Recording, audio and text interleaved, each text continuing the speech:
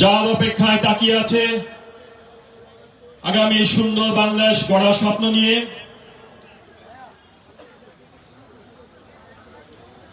16 কোটি মানুষকে যিনি একত্রিত করে ফ্যাসিস্ট হাসিনার পতন ঘটিয়েছিলেন, শহীদ রাষ্ট্রপতি জিয়া রহমান এবং আপসীর নেত্রী দেশ নেত্রী বেগম খালেদা জিয়ার যোগ্য উত্তরসূরি বিএনপির ভারপ্রাপ্ত চেয়ারম্যান জনাব তারেক রহমান আজ আমাদের মাঝে ভার্চুয়ালি প্রধান অতিথি হিসেবে উপস্থিত থাকবেন। আমাদের মাঝে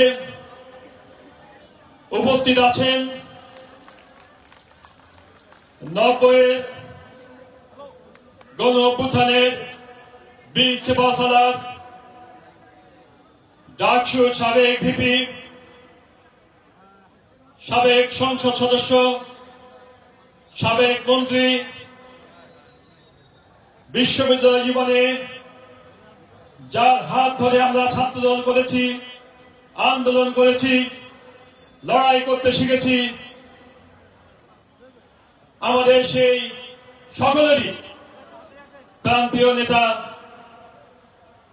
সারা বাংলাদেশের জনগণের প্রান্তীয় নেতা জনাব আমানুল্লাহ আমান আজকে আমাদের মাঝে প্রধান বক্তা হিসেবে উপস্থিত আছেন।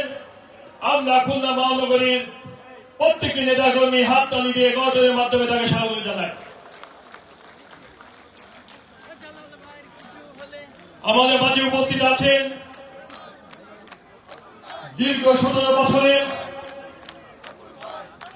বিভিন্ন সময়ে বিভিন্ন দুঃসময়ে মামলা মোকদ্দমায় আইনি সহায়তা দিয়ে যিনি আমাদেরকে সাহস জুগিয়েছেন, রাজপথে থাকার সুযোগ সৃষ্টি করে দিয়েছেন, খুলনার তৃণমূলের নেতা কর্মীদের প্রাণপুরুষ বাবু গয়েশ্বরচন্দ্র রায়, আমরা তাকেও হাততালি দিয়ে গণতালির মাধ্যমে স্বাগত জানাচ্ছি। নিতাই রায় চৌধুরী, দুঃখিত, বাবু নিতাই রায় চৌধুরীকে হাততালির মাধ্যমে করতালি দিয়ে স্বাগত জানানোর জন্য আহ্বান জানাচ্ছি। আমাদের মাঝে আর একজন নির্যাতিত নেতা উপস্থিত হয়েছেন, যিনি শেখ হাসিনা নির্যাতনে দেশ ছাড়তে বাধ্য হয়েছিলেন, সারা বাংলাদেশে যাকে কোকিলকণ্ঠী হিসেবে পরিচিত, আমাদের সকলেরই প্রান্তীয় নেত্রী, বিএনপির চেয়ারপারসনের অন্যতম উপদেষ্টা জননেত্রী জনাব বেবি নাজরীনকে হাততালির মাধ্যমে স্বাগত জানানোর জন্য আহ্বান জানাচ্ছি।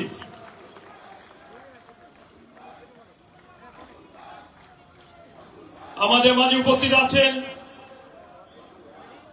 দক্ষিণ বাংলার কৃতি সন্তান, যার সুদক্ষ নেতৃত্বে খুলনা বিভাগকে সুসংগঠিত করা হয়েছে এবং যিনি প্রতিটা মুহূর্তেই প্রতিটা ডাকে নেতাকর্মীর পাশে চলে যান,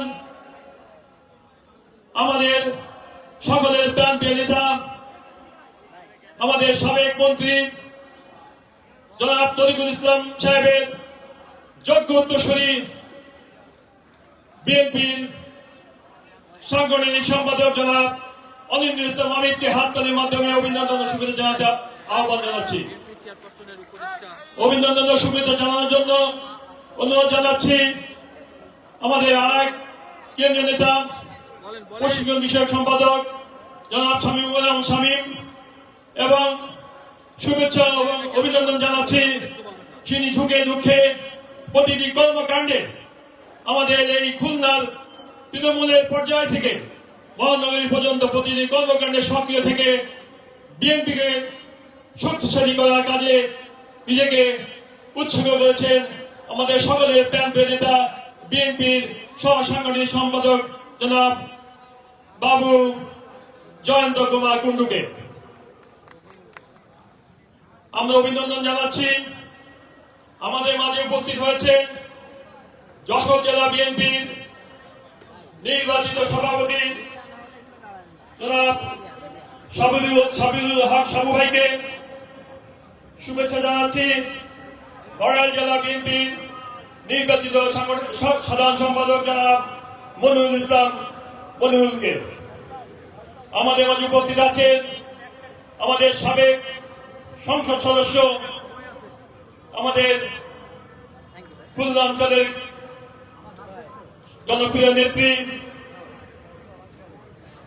মহিলা দলের অন্যতম নেত্রী জনাব সৈয়দা নার্গিস আলী। আমাদের মাঝে উপস্থিত আছেন বিএনপি নির্বাহী কমিটির অন্যতম সদস্য, সাতক্ষীরার কৃতি সন্তান জনাব কাজী আলাউদ্দিন সাহেব। উপস্থিত আছেন বিশিষ্ট সাংবাদিক, খুলনা জেলার কৃতি সন্তান জননেতা জনাব আমিনুল ইসলাম কাকুজি সাহেব। আমার সামনে উপস্থিত আছেন খুলনা মহানগরীর 5 থানা থেকে আগত সভাপতি, সাধারণ সম্পাদক সহ থানার সকল পর্যায়ের নেতৃবৃন্দ। উপস্থিত আছেন খুলনা মহানগর বিএনপির যুগ্ম আহ্বায়ক বৃন্দ এবং সকল সদস্যবৃন্দ, এবং আমার সামনে উপবিষ্ট আমাদের খুলনা মহানগর বিএনপির বিভিন্ন পর্যায়ের, জেলা পর্যায়ের অতিথিবৃন্দ, আইনজীবীবৃন্দ, সাংবাদিকবৃন্দ এবং সর্বশেষে যাদের নাম আমি বিশেষ করে না বললেই নয়, যারা বিগত 17 বছরে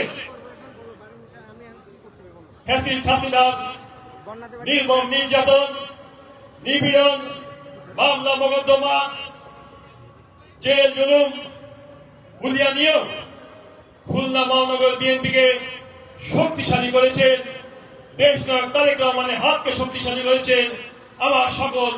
আমার সামনে উপবিষ্ট সেই সকল তৃণমূলের নেতা কর্মীরা, ভাই বোনেরা, আসসালামু আলাইকুম। সকলকে আমি আমার ব্যক্তিগত পক্ষ থেকে এবং অন্তঃস্থল থেকে আন্তরিক অভিনন্দন, শুভেচ্ছা জানাচ্ছি। বক্তব্য দিবেন আমাদের কেন্দ্রীয় নেতৃবৃন্দ এবং আমাদের ভারপ্রাপ্ত চেয়ারম্যান। আমি দু একটি কথা বলেই আমি আমার বক্তব্য শেষ করব।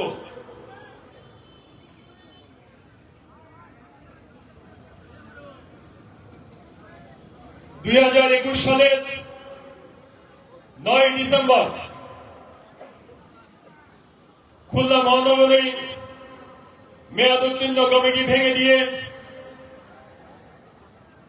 জননেতা জনাব অ্যাডভোকেট শফিকুল আলম মানার নেতৃত্বে 3 সদস্যের একটি আহ্বায়ক কমিটি গঠন করা হয়। পরবর্তীতে 2022 সালের 1 মার্চ 71 সদস্য বিশিষ্ট একটি পূর্ণাঙ্গ আহ্বায়ক কমিটি গঠন করা হয়।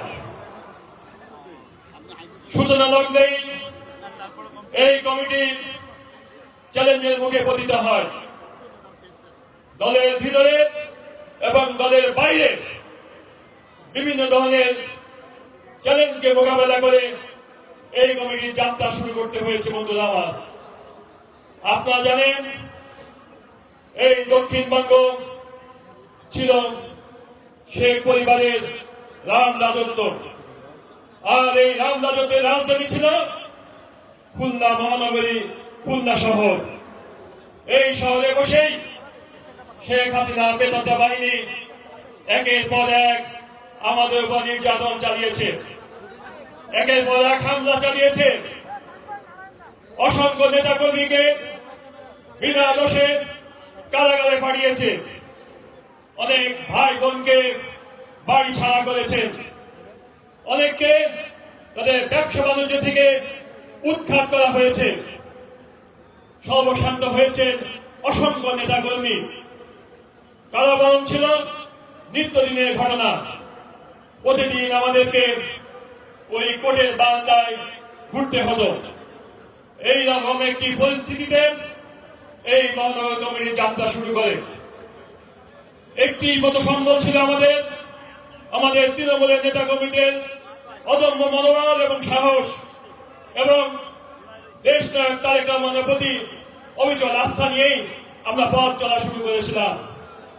সেই পথ চলতে চলতে সকল ষড়যন্ত্র মোকাবেলা করে আমরা আজ মহানগর বিএনপির এই সম্মেলন সম্পন্ন করতে যাচ্ছি। বন্ধুরা আমার, আপনারা জানেন প্রথমেই 31টি ওয়ার্ডে প্রায় 50,000 কর্মী সংগ্রহের জন্য আমরা সদস্য ফর্ম বিতরণ করেছিলাম। ব্যাপারটা অত্যন্ত চ্যালেঞ্জিং ছিল। তারপরেও তৃণমূলের নেতা কর্মীদের সাহসের মাধ্যমে, অদম্য মনোবলের মাধ্যমে আমরা সেই কাজটি সুসম্পন্ন করতে সক্ষম হয়েছিলাম। এরপর 31টি ওয়ার্ড এবং থানা কমিটি গঠন নিয়ে আমাদের সাংগঠনিক কার্যক্রম শুরু হয়। বাংলাদেশের মধ্যে আমার মনে হয় একমাত্র খুলনা মহানগরীতেই 2 বার কাউন্সিলের মাধ্যমে কমিটি গঠিত হয়েছে। একটি কমিটি আহ্বায়ক কমিটি হয়েছে, আরেকটি কমিটি কাউন্সিলের মাধ্যমে সম্মেলনের মাধ্যমে আমাদের ওয়ার্ড কমিটি এবং থানা কমিটি গঠিত হয়েছে। বন্ধুরা আমার, আমরা চেষ্টা করেছি স্বচ্ছতার ভিত্তিতে প্রতিটি কর্মকাণ্ড সুসম্পন্ন করতে। আমরা হয়তোবা পারি নাই, অনেক গাফিলতি ছিল হয়তোবা, আমরা সকলের কাছে ক্ষমা সুন্দর দৃষ্টিতে দেখার জন্য অনুরোধ করছি। দীর্ঘদিনের জঞ্জাল সরিয়ে ফ্যাসিস্ট হাসিনাকে মোকাবেলা করে সুন্দরভাবে সম্মেলন করা অত্যন্ত দুরূহ কাজ। তারপর আমরা আমাদের সাধ্যমতো চেষ্টা করেছি এবং চেষ্টার শেষ পর্যায়ে আমরা এসে উপনীত হয়েছি। কিন্তু আমার প্রশ্ন, আজকের সম্মেলনে আমাদের নেতৃত্ব নির্বাচন হবে, এটাই কি আমাদের শেষ? এখানে কি আমরা শেষ করে দেব? আমরা বলবো না, এখান থেকে আমাদের পরবর্তী কার্যক্রম শুরু হবে। বিগত 16 বছরে ফ্যাসিস্ট হাসিনা নির্মম নির্যাতনকে সহ্য করে আমরা যে গণতন্ত্র প্রতিষ্ঠার আন্দোলনকে শপথ গ্রহণ করে রাজপথে নেমেছিলাম,